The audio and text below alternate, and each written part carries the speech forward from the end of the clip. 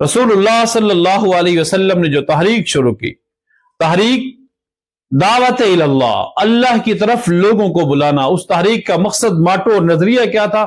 لا الہ الا اللہ، لا الہ الا اللہ اس تحریک کا نصب العین تھا، اور اس تحریک کی منزل کیا تھی؟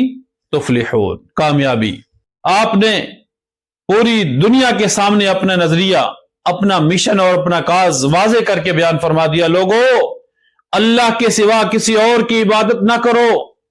یہ وہ نظریہ تھا اس وقت جزیرۃ العرب کے اندر جہاں مشرکین ایک نہیں، دو نہیں، تین نہیں، سینکڑوں معبودان باطلہ کی پرستش کیا کرتے تھے۔ اس وقت اس نظریے کی پروان، اس وقت اس نظریے کی تکمیل، اس وقت اس نظریے کو منزل مقصود تک پہنچتے ہوئے دیکھنا اور اس کو تصور کرنا محال۔ لیکن جناب رسالت مآب صلی اللہ علیہ وسلم نے اس نظریے کو عرب کی سرزمین پر عام کرنے کا اعلان کر دیا۔